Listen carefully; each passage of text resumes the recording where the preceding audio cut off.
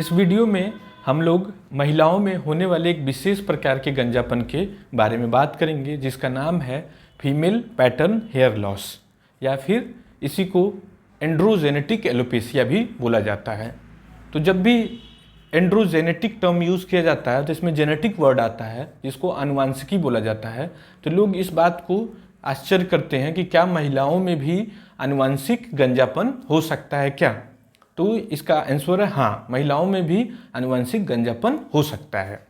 और महिलाओं में जो आनुवांशिक गंजापन होता है वो साधारणतः ये देखा गया है कि पुरुषों की तुलना में वो रिलेटिवली थोड़ा सा खराब वैरायटी का होता है, इलाज के दृष्टिकोण से और नेचुरल कोर्स के हिसाब से भी।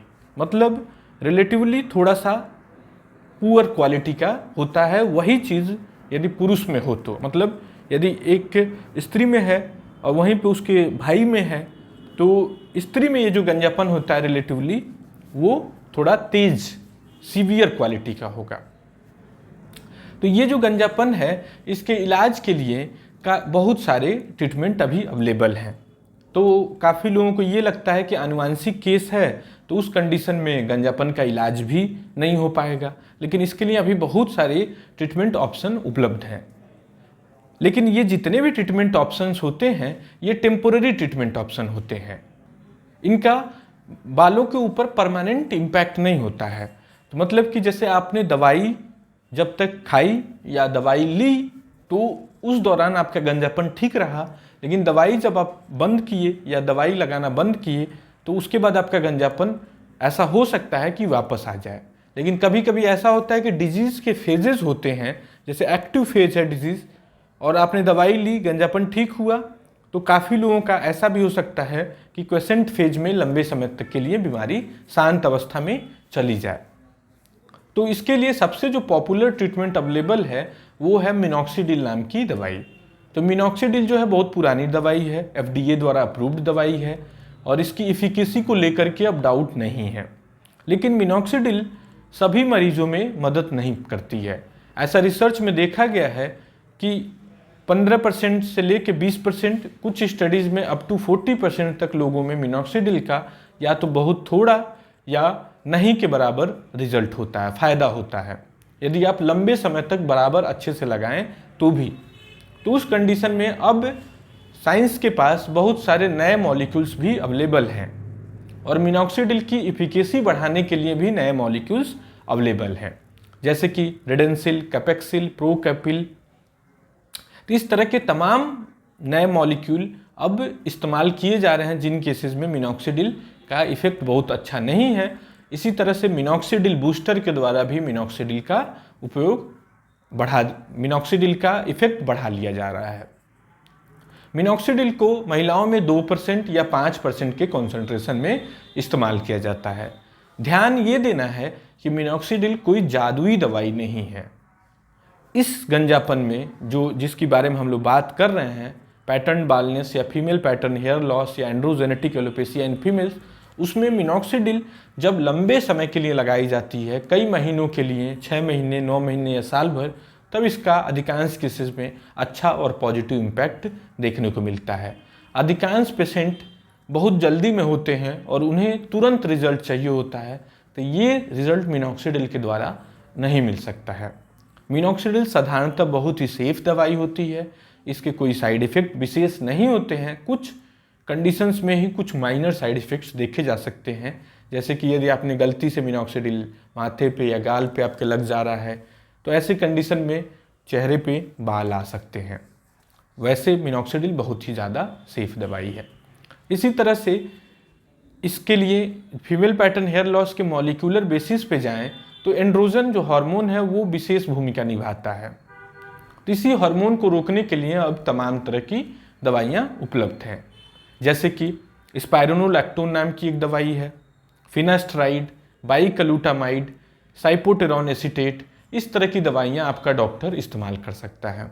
तो स्पाइरोनोलैक्टोन दवाई जब भी इस्तेमाल की जाती है तो काफ़ी मरीजों का गूगल करते हैं मरीज़ घर जा कर के और उन्हें दिखता है कि स्पाइरोनोलैक्टोन तो बीपी के इलाज में इस्तेमाल की जाती है, तो वो तुरंत भागते हुए घबराए हुए आते हैं कि ये कैसा बीपी कम करने वाली आपने दवाई दे दी है, या फिर कुछ गलती से आपने तो नहीं लिख दिया है, इस तरह के प्रश्न के साथ वो मरीज भाग करके आते हैं।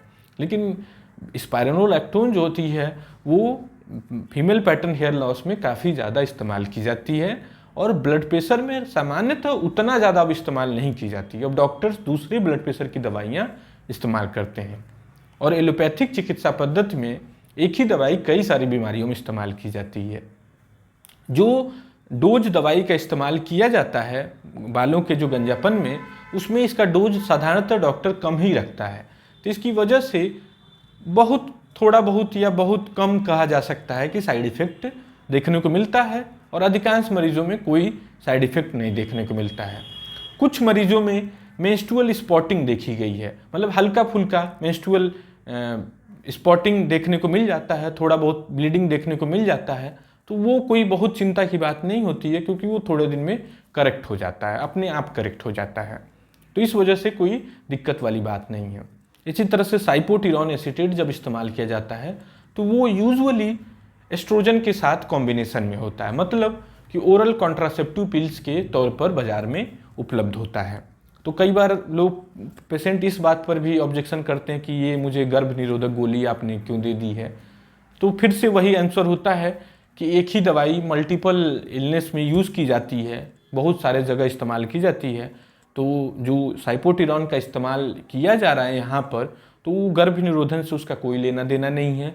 उसका पर्पज़ है बालों को ग्रोथ को मेंटेन करना और हेयर को उगाने के लिए। इसी तरह से फिनास्ट्राइड भी डॉक्टर्स इस्तेमाल करते हैं और साधारणतः फिनास्ट्राइड जो होता है ज़्यादा डोज में इस्तेमाल होता है महिलाओं में पुरुषों की तुलना में। पुरुषों में 1 mg इस्तेमाल होता है, महिलाओं में सामान्यतः 2.5 mg से लेके 5 mg के डोज में दी जाती है और ये भी काफ़ी सुरक्षित दवाई है। यदि इन दवाइयों से भी काम नहीं बनता है तो उस कंडीशन में बाइक्लूटामाइड नाम की एक नई दवाई अब उपलब्ध है, जो कि देखा गया है कि उसके भी काफ़ी पॉजिटिव इम्पैक्ट देखने को मिलते हैं।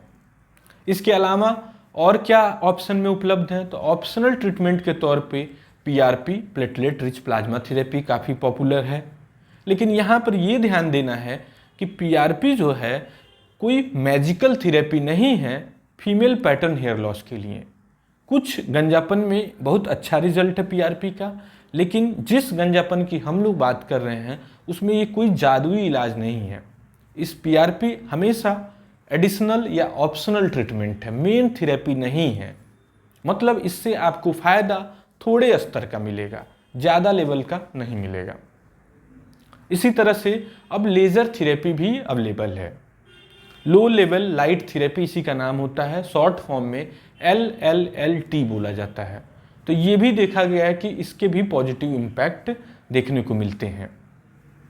तो कुल मिलाकर के जितने भी ट्रीटमेंट ऑप्शन बात किए हैं वो ट्रीटमेंट ऑप्शन अधिकांश मरीजों में हेल्प करते हैं, लेकिन कुछ मरीज ऐसे बच जाते हैं जो इन ट्रीटमेंट ऑप्शंस के बाद भी बहुत अच्छा रिस्पांस नहीं शो करते हैं और गंजापन बढ़ता चला जाता है। तो ऐसे कंडीशन में फिर क्या ऑप्शन बचता है, तो इस ऑप्शन में महिलाओं में भी हेयर ट्रांसप्लांट किया जाने लगा है और बहुत ही ज़्यादा मात्रा में अब डॉक्टर्स कर रहे हैं, सक्सेसफुली ग्राफ्ट किया जा रहा है। तो काफ़ी लोगों को आश्चर्य होता है कि महिलाओं में हेयर ट्रांसप्लांट कैसे होगा। तो महिलाओं में भी हेयर ट्रांसप्लांट सिमिलर तरीके से किया जाता है जैसे पुरुषों में किया जाता है, कि पीछे से आपके कुछ बाल ले लिए जाते हैं और उनको लगा दिया जाता है।